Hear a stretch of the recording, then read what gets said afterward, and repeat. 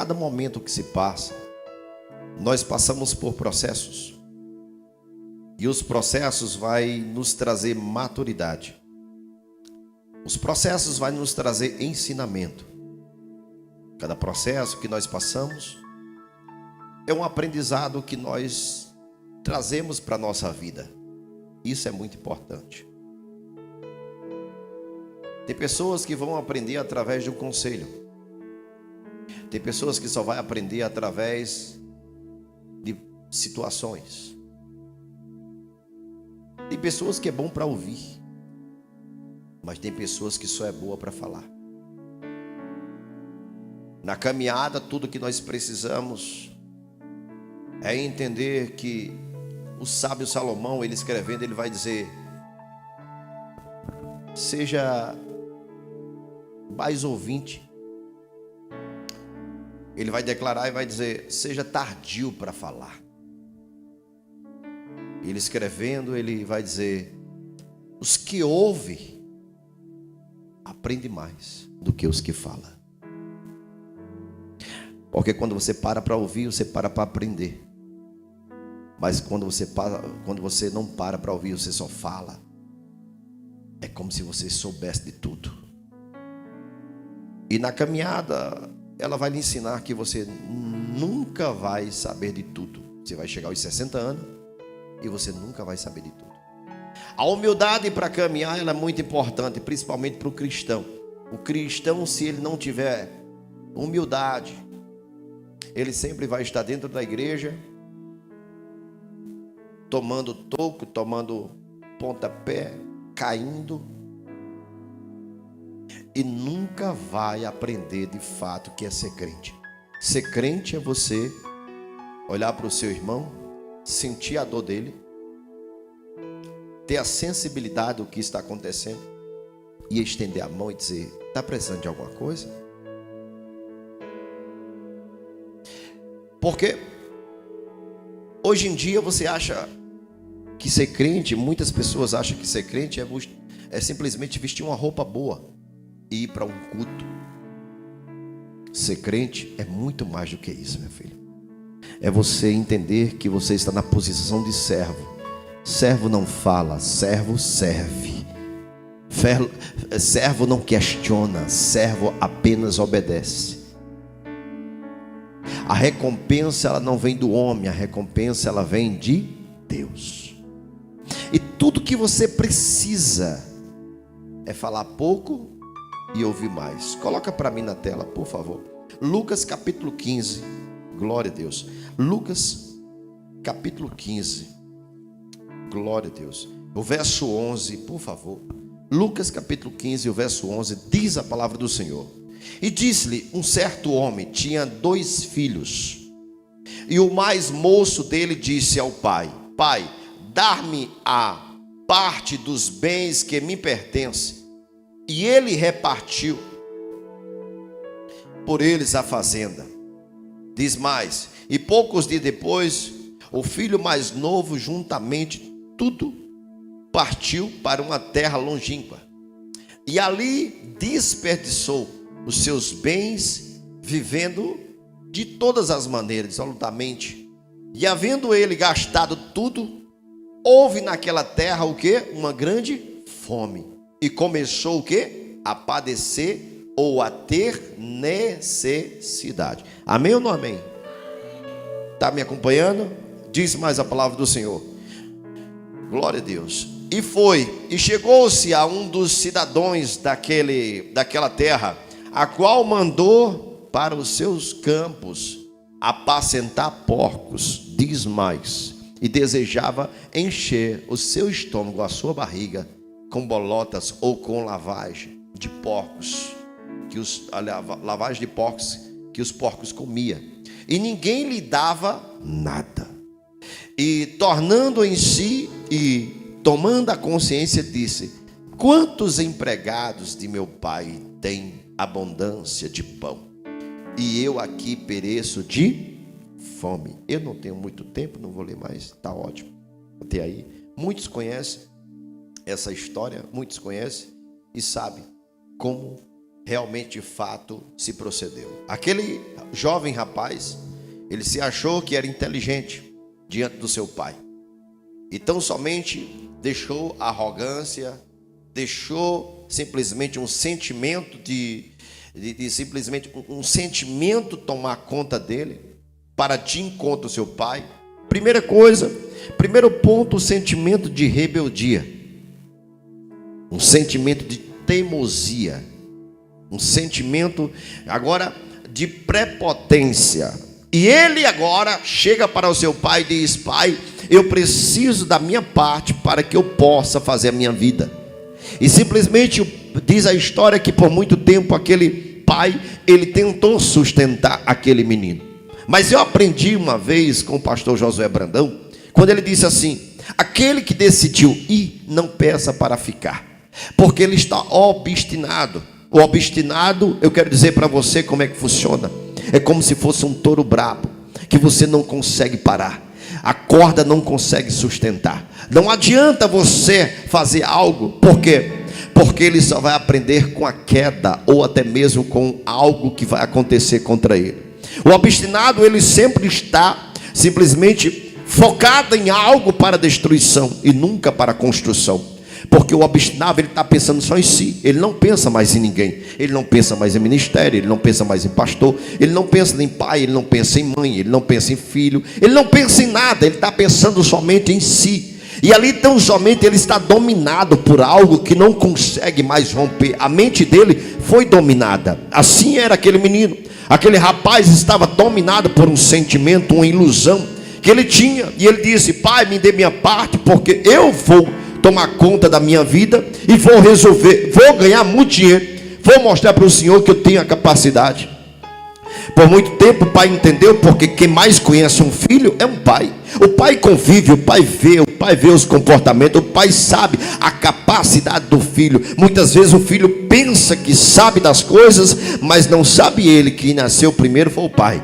Não sabe ele que o pai segurou no braço, que o pai ensinou, que o pai simplesmente aconselhou. Teve noite que o pai ficou acordado junto com a mãe para poder criar ele. O pai todos os dias saiu. O pai tem um exemplo de vida, sempre simplesmente de coisas que passou, que ele não sabe, ele não tem experiência. De pessoas que um dia traiu, pessoas que um dia prometeu e não chegou, pessoas que um dia simplesmente disse que estava junto e não estava. Simplesmente tem pessoas que vai se aproximar por conveniência. E esse menino não sabia o que era a vida, mas o pai tentava ensinar para ele, dizer: meu filho, não é dessa maneira. Porque quando você pegar em dinheiro, você vai ter muitos amigos. Quando você pega em dinheiro, todo mundo é teu colega. Quando você pega em dinheiro, você é a pessoa mais linda do mundo. Quando você pega em dinheiro, você agora é a melhor pessoa. Mas um dia você vai entender como é a vida. Entenda. Esse rapaz, ele pagou para ver. Ele disse: pai, eu não quero saber, eu só quero a parte que me pertence. O pai decide um certo dia, tomando café, o pai decide vender parte da fazenda e dar para aquele rapaz. Então somente eu quero que você entenda. Aquele rapaz, como a história diz e todos conhecem, que ele vai viver a vida como ele quer. De repente, o foco que ele tinha chega lá e já não faz mais aquilo que ele queria, porque começou a se perder nas coisas ilusórias. Ele começou a se perder nas coisas que agora começava a chamar a atenção a ele. É normal simplesmente você ter um foco e de repente alguma coisa vai te tirar do propósito. Porque grandes são as lutas para acontecer aquilo que Deus tem para a tua vida. Muitas vezes você decide ser crente, mas sempre vai aparecer um amiguinho, uma amiguinha, vai aparecer colegas, vai aparecer gente que nunca teve na tua vida, mas agora começa a querer te tirar do propósito, começa a querer te tirar da promessa. E isso são lutas que você tem que enfrentar. Se você não tiver um bom foco, você não chega. Se você não tiver um objetivo, nada acontece. Por isso que a palavra do Senhor diz que Deus trabalha onde cujo firme é o O propósito, porque se tem propósito, Deus está junto. Se tem promessa, você sabe a promessa que tem que viver. Não tem negócio de estar ouvindo todo mundo. O Salmo 1 vai dizer: não toma conselho de ímpio, não anda por caminho de escarnecedor, não anda por caminho de fuxiqueiro, não anda de direcionamento, porque são direcionamento de declínio. Simplesmente você vai declinar, você vai cair, você vai aprender da pior maneira possível. Mas aquele rapaz achou que era inteligente, então somente vai para a rua. E você sabe, quem é simplesmente da roça, chega na rua, começa a se iludir com aquelas coisas. E o povo da rua já é treinado, já é vivido. Você está aprendendo, você sabe das coisas do sítio. Você sabe plantar macaxeira, você sabe cuidar de gado, tirar leite de vaca. Mas na rua não. Quando ele chegou na rua, tudo era diferente. Ele pensou que era inteligente, mas não sabia ele que o inimigo tinha preparado uma armadilha para ele. E quero dizer para você, coisa boa é ouvir conselho, coisa boa é ouvir pai e mãe, coisa boa é você entender que coisa boa é você ser amigo de pai e de mãe. Quando é que eu vou entender isso? Quando eles partirem um dia. Você vai acordar e vai estar em uma situação e dizer: queria tanto um conselho hoje de pai e de mãe. Esse dia vai chegar para todos. Esse dia vai chegar. Por isso que eu digo para você, não tem coisa melhor do que você simplesmente valorizar seu pai, sua mãe, quanto você tem.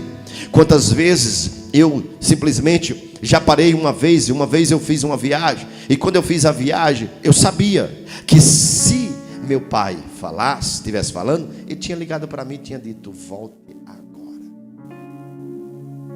Está ali, quietinho aí. Eu sei disso, porque ele sabe o que é bom para nós. E lá no fundo nós sabemos que ele quer o melhor para nós.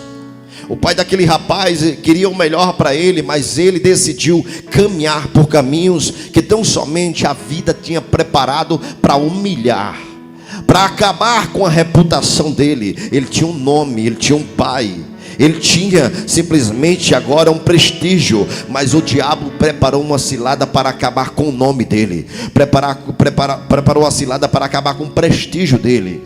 Então entenda que naquela caminhada, quando ele perde tudo, ele agora segura a arrogância, vai pedir emprego porque ele não quer voltar.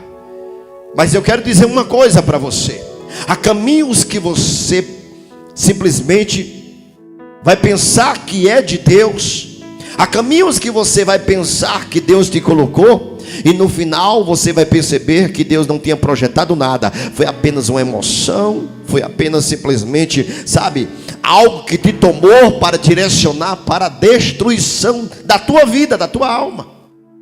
Quando é que eu vou perceber? Quando você para de ouvir conselhos daqueles que simplesmente já estão do teu lado para te aconselhar, ou aquelas pessoas que foram preparadas para te ensinar. Quando você não quer ouvir conselho, é o primeiro ponto de declínio para acabar com tua vida espiritual, com tua vida profissional e simplesmente com os projetos que Deus tem para você. A palavra do Senhor diz: há caminhos que para o homem parecem direito, mas são caminhos de morte, diz a palavra do Senhor. E nesta noite eu quero dizer para você, aquele rapaz, ele pensou que aquele caminho era um caminho de prosperidade, mas quando ele percebeu que o diabo estava armando para tirar a vida dele, foi quando ele estava tomando conta de porcos. E ali tão somente a lavagem que os porcos estavam comendo foi exatamente a comida que ele desejou comer quando ele estava com fome. Porque um dia eu ouvi: quer saber o sabor da comida? Basta ter fome. A melhor comida é aquela que quando você tem fome, come ela. Você não vai perceber se tem sal, se não tem. Tudo que você quer é comer. Quando você está com fome, você não quer saber se é ovo, se é arroz, se está salgado, se queimou o feijão. Não, quando a fome bate, tudo que você quer é comer. Um dia eu lembro que eu cheguei em uma fazenda, eu estava com muita fome, E não tinha lugar para comer, não tinha nada para comer. E eu perguntei para o rapaz lá da fazenda, eu disse, tem o que para comer? Ele disse, só tem cuscuz e aquele verdinho, aquele calangozinho verde, é o que? É tejo, é camaleão. Eu nunca tinha comido aquilo, irmão. Mas a fome me obrigou a comer. Eu lembro até hoje, uma coisa que marcou minha vida. E eu lembro que naquele dia, quanto mais eu comia aquele negócio, mais eu achava gostoso. Mas se eu tivesse com a barriga cheia, fica com o teu calango para ir. Eu vou comer isso? Vou não. Comia não, irmão. Se eu tivesse pelo menos biscoito, bolacha, alguma coisa para comer, jamais eu ia comer o calango verde. Jamais. É tanto que foi a única vez que eu comi. E nunca mais. Porque a fome, ela te leva a você agora praticar aquilo que você não queria. As situações, ela te leva a você viver aquilo que você não queria viver. Aquele rapaz naquele dia entendeu. E ele começa a lembrar agora da casa do seu pai. E ele começa a ver aquela lavagem, o seu estômago pedindo aquela comida para poder agora alimentar o seu corpo, porque o suco gástrico está comendo por dentro e ele precisa colocar algo para dentro, porque ele está sentindo agonia de quê? Da fome. Se ele não coloca, ele não consegue simplesmente ter paz. Por quê? Porque a fome está tirando a paz dele. E a fome não tira só a paz, mas ela começa a mexer com o teu sistema nervoso. Você começa a ficar bravo, agitado. E ele sabe, só depende de alimento. Se ele se alimentar, as coisas tudo se acalma. Então somente quando ele vê que só tem lavagem de porco, que um dia, poucos dias atrás, ele estava com dinheiro no bolso, comendo dos melhores, as melhores comidas, mas agora ele não tem nada. Agora ele começa a lembrar do seu pai. Ele começa a lembrar dos conselhos que seu pai lhe deu antes dele chegar àquele ponto. Ele começa a lembrar que um dia na mesa o seu pai disse, meu filho, não vá. Ele começa a lembrar que então somente ele pegou parte do suor do pai, parte da fazenda que o pai construiu, e jogou tudo no mato. Entenda que ele pegou uma terça parte daquela fazenda e agora já tinha destruído tudo. Mas agora ele entende que não existe outro caminho. A situação que ele está só existe uma. Ou ele se entrega naquela situação, ou ele se humilha e volta para a casa do pai, entendendo que o pai tem alento, o pai tem tão somente roupa nova para ele. O pai tinha preparado coisas esperando por ele, porque o pai que tem experiência, o pai sabe que simplesmente ele agiu pela emoção. E quantas pessoas agem pela emoção? E muitas vezes o pastor tem que entender que está agindo pela emoção. E muitas vezes vai voltar e você tem que abraçar. Teu filho vai voltar e você tem que abraçar.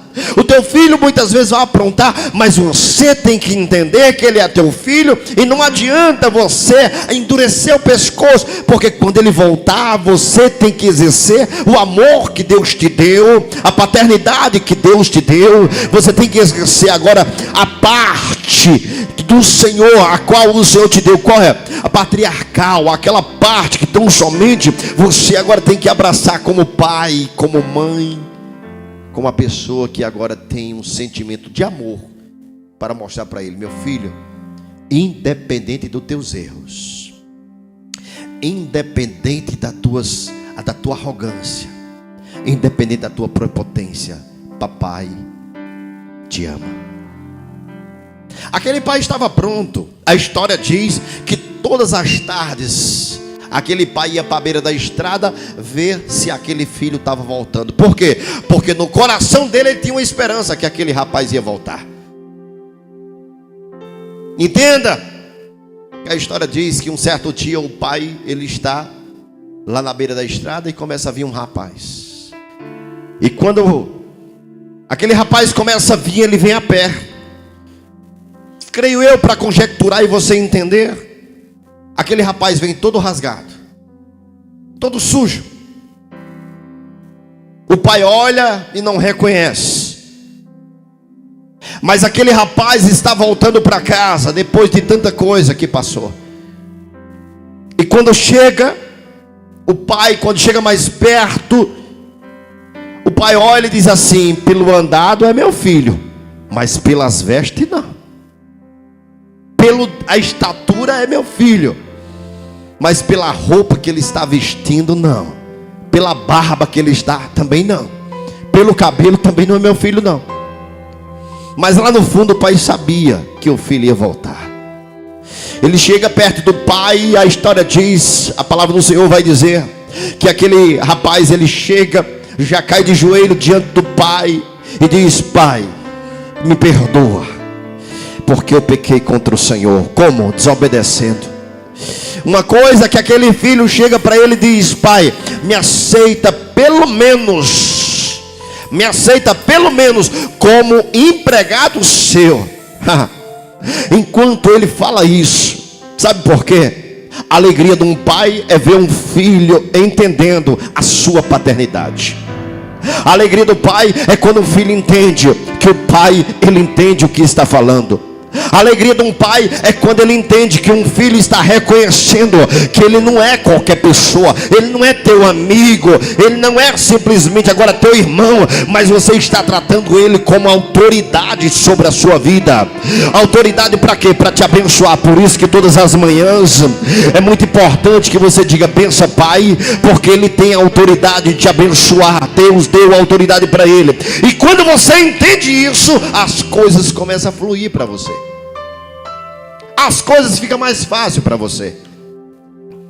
Porque se você não reconhecer as autoridades que Deus levantou, como pai, como mãe, como pastor, se você não entendeu, porque isso não são autoridades que simplesmente foram nomeadas na Câmara de Vereadores, não foi nomeada pelo prefeito, são autoridades que foi nomeada pelo céu. E quando o céu ordena, está dizendo: ei, a bênção que você precisa está sobre o teu pai, a bênção que você precisa está sobre a tua mãe, a bênção que você precisa está sobre o pastor.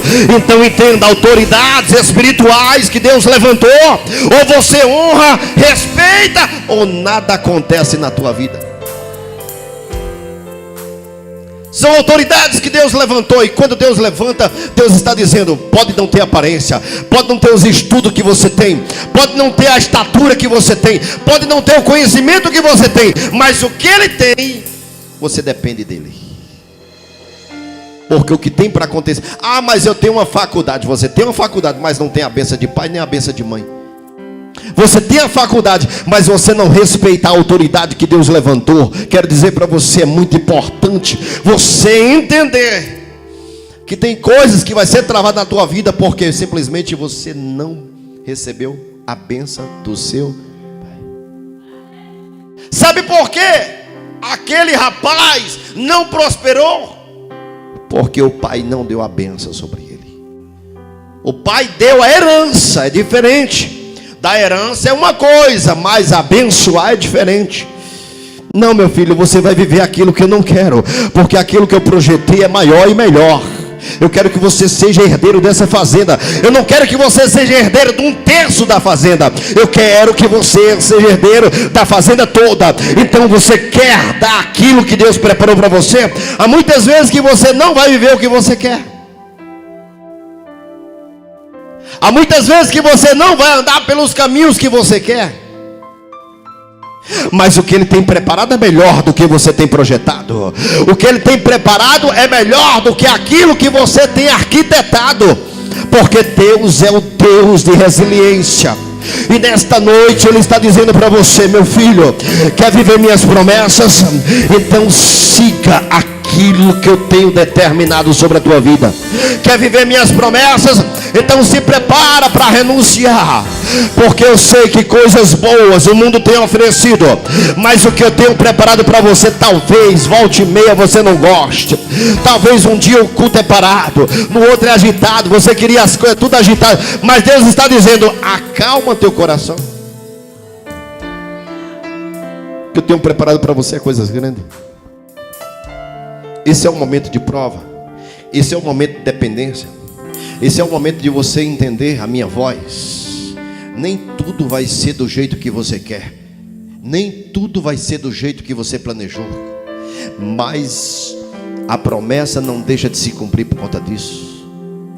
Naquele momento, entenda, porque não tem coisa melhor do que uma pessoa humilhada diante dos pés do Senhor. Davi vai escrever, vai dizer: Deus não resiste a um coração quebrantado. Tem gente que vai orar, não derrama uma lágrima. Tem gente que vai orar e simplesmente quando vai orar diz: Senhor, com aquele tom de arrogância, como se Deus fosse só obrigado a atendê-lo. Deus não vai te ouvir, meu filho. Deus, ele simplesmente, ele não resiste a um coração quebrantado. Primeira coisa, quem é que merece as bênçãos de Deus aqui? Ninguém. Todo dia você peca. Todo dia todos pecam. Pecamos por pensamento, palavras e ações. Se você não faz, você pensa. Se você não pensa, você verbaliza. Volte e meia, alguém vai te tirar da graça e você vai falar alguma coisa que o céu vai desagradar. Alguém vai te tirar da graça e volta e meia você vai falar alguma coisa que o céu vai dizer: cadê você? Então não tem perfeito.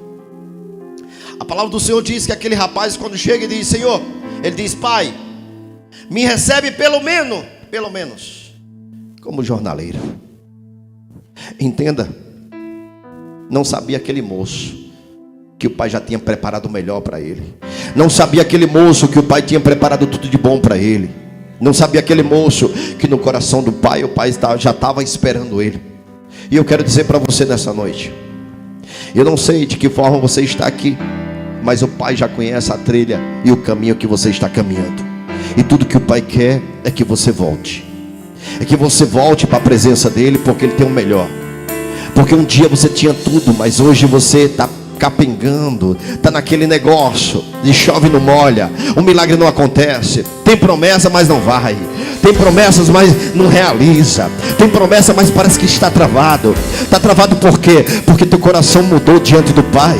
O teu coração simplesmente não é o mesmo coração. Os teus ouvidos já não estão mais no direcionamento do céu.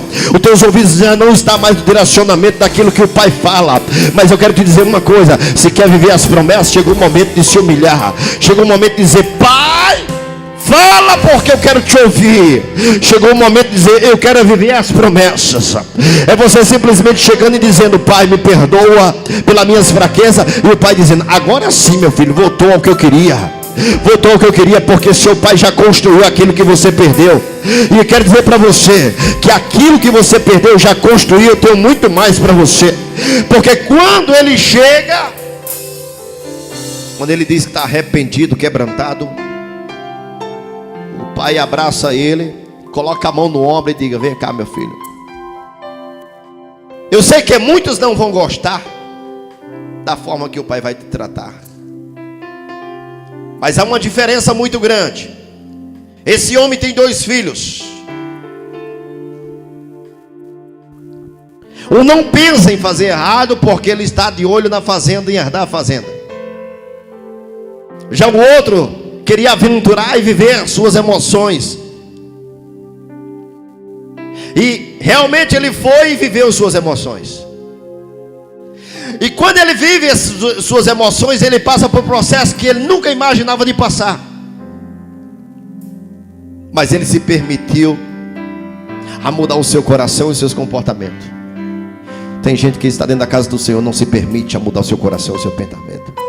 Não se permite, porque é um coração duro.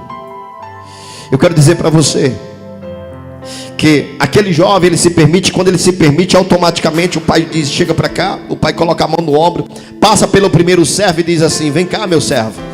Ele diz: sim, senhor, diga aí o que é que o senhor quer. Ele disse: sabe aquela novilha que eu estava guardando ali? Sei, aquela que o senhor mandou servar, só tem 1 ano e pouco. Ele disse: ela mesmo. Prepara ela, porque hoje eu vou matar ela. Para quê? Para fazer uma festa para esse daqui que voltou. Aquele rapaz fica sem acreditar. De pessoas que estavam a ponto de comer lavagem, e o pai preparando uma mesa agora. daquele que simplesmente estava na sarjeta, jogado, sem ninguém esperar, sem ninguém nem olhar para ele, mas o pai está dizendo agora, é momento de você sentar na mesa. Eu não quero saber quem é que vai falar. Sabe qual é o maior problema? Que quando tu se humilha, Deus começa a preparar a mesa para você. O maior problema é que quando você se humilha, Deus começa a preparar banquetes para você, e muitos não vão querer, mas Deus não está preocupado com quem não quer. Deus está preocupado com quem está na presença dele, se humilhando, buscando. Deus está preocupado simplesmente aqueles que estão quebrantados, e Deus preparando mesa para eles. É simplesmente agora ele dizendo: prepara o banquete, manda os músicos agora se preparar. Eu mandei ensaiar aquele tempo todo, foi para esse dia, porque o que estava perdido hoje voltou para casa. E ele não voltou de qualquer maneira, ele voltou quebrantado, arrependido. E eu quero dizer que os céus é para quem é quebrantado na presença de Deus. Entenda, Deus nesta noite está dizendo: eu quero aqueles que simplesmente entendem. Eu fiz a promessa, mas por um dia o mundo roubou a atenção. Um dia o mundo roubou o seu coração, mas hoje você entende que as promessas que eu tenho são maiores. As promessas que eu tenho são melhores. Ei, eu não estou falando somente de promessa, porque eu vou lhe falar uma coisa. Eu, no lugar daquele rapaz, só o abraço do meu pai era o suficiente. Não precisava de festa, não precisava de banquete, não precisava de nada, pai. Eu só quero o seu abraço, porque tudo que eu preciso nesse dia é o seu abraço. Por quê? Porque eu nem imaginava de voltar, porque eu estava lá no mundo, eu estava a ponto de morrer aonde eu estava, mas hoje eu chego e o Senhor me abraça. Eu não preciso de coisas, eu preciso da sua presença, porque não tem coisa melhor do que alguém ver que um dia você errou. E eu sei que todas as vezes que você erra, o ser humano vai te acusar, ele vai te atacar, e simplesmente, se ele puder enterrar você vivo, vai enterrar. Mas Deus não. Quando você erra, Ele está com a mão estendida, esperando que você estenda a sua. Por isso que Ele diz lá em Isaías: eis que te tomo pela mão direita e digo para você, meu filho, não temas. Não temas, porque eu estou contigo. Ó, meu Deus do céu. E o processo: não temas, porque eu estou contigo. Não te assombres, porque eu sou o teu Deus. E você chorando, Ele está dizendo: não temas, não chores mais, eu estou contigo nessa caminhada. Por isso que Moisés vai entender e dizer para Deus: Deus, se for para ir com anjo eu não vou, se for para ir só também eu não vou, mas sem a tua presença. Ele queria dizer o quê? Se ele conversava face a face com Deus, ele estava dizendo: Deus, se não for para ir, o Senhor segurando na minha mão, não me faça nem sair do lugar. São pessoas que reconhecem que ele não sabe, são pessoas que reconhecem que ele não é, são pessoas que reconhecem que sem Deus não adianta. E é exatamente esse povo que vão herdar a promessa que Deus tem. Porque Moisés chegou onde chegou? Porque Moisés disse: eu não sou, eu não sei, eu não tenho condição. Aí Deus diz: fica tranquilo, quem fez essa boca foi eu. Quem fez os teus pés foi eu. Quem te deu fôlego de vida foi eu, Moisés. E Moisés começa a dizer: como é isso? Ele diz: não precisa se preocupar. Quando eu te chamo, eu te capacito. Quando eu te chamo, eu trilho o caminho. Quando eu te chamo, eu não te deixo pelo... Ei, eu não te abandono. Não, não, não, não. Todos os processos eu vou estar contigo. Nessas lutas eu vou estar contigo. E quero dizer para você que aquele jovem naquele dia recebeu o perdão do Pai. Fica de pé toda a igreja em nome de Jesus. Você crê que nessa noite tem perdão do seu Pai? Eu não sei quais os caminhos que você caminhou, eu não sei por onde você trilhou, mas uma coisa eu tenho certeza: nesta noite Ele te abraça. Você está preocupado com tanta coisa, você está preocupado com amanhã, Você está preocupado com coisas que ainda estão por vir, e Deus está dizendo: meu filho, eu quero um abraço seu hoje. Eu quero te abraçar hoje. Você permite que eu te abraço hoje? Será que você permite que hoje eu mude a tua história? Porque Ele é aquele Deus que tem preparado a melhor mesa para você sentar. O diabo preparou humilhação para você. O diabo preparou uma cova para você, um buraco para você cair. Mas Ele está preparando mesa para você sentar. Ah, você não está entendendo? Eu me alegro quando eu começo a lembrar. No capítulo 16, no capítulo 17 de 1 Samuel, quando o Senhor tão somente diz: Samuel, não atente para a aparência, porque esses aí não tem um negócio com ele. Aí tão somente Samuel diz assim: ô Jessé, não tem mais ninguém, Jessé? Ele diz: não, agora eu lembrei, só tem um que está no pasto. Naquele momento, sabe o que é que acontece? A mesa está posta, está tudo bonitinho, está todo mundo pronto para sentar. Mas Deus está dizendo: o que eu quero não está aqui, mas o que eu quero está em outro lugar. E quando Samuel pergunta para Jessé, ele diz: está no pasto. Sabe qual é a ordem que Deus dá para Samuel? Diga para eles que eu honrarei os que me honram. Diga para eles que aqueles que me honram serão honrados. Sim, Senhor, diga qual é a ordem. A ordem é que ninguém senta na mesa até Davi vir, até Davi chegar, até Davi vir até eles. Então somente, creio eu, que naquele meio tempo, alguns dizem assim: então se vai até a roça, até o pasto, chamar Davi, vai demorar. Enquanto isso, vamos sentar. Senta não, filho. Deus está dizendo nesta noite: ninguém senta à mesa até Davi chegar. Vale a pena ser fiel, vale a pena obedecer ao Senhor. Deus está preparando mesa para você, você crê? Eu estou falando nesta noite para crente que acredita em promessa, rapaz. Deus está preparando mesa para você. Alguém vai ter que se envergonhar, mas é capacitado. Deus está dizendo: não importa a capacitação. Eu estou dizendo que a mesa eu preparei foi para você. O caminho eu preparei para você. E nesta noite eu estou dizendo: tudo que eu quero é te abraçar, porque eu quero te abraçar como pai nesta noite, porque eu tenho paternidade aí dentro. Todas as vezes que você se afasta de Deus, há uma saudade que grita lá dentro. Não era para mim ter saído de onde eu saí, Não era para mim estar fazendo o que eu estou fazendo. Por quê? Porque meu pai, se ele pudesse me dar um conselho agora, ele diria para mim: você está fazendo o que aí? É ou não é? Eu mandei você caminhar dessa maneira? Eu sei que alguns que estão aqui têm medo. Teme, né, ao seu pai da terra, mas muito mais teme ao pai do céu. Nessa noite ele te chama. Vamos louvar o nome do Senhor.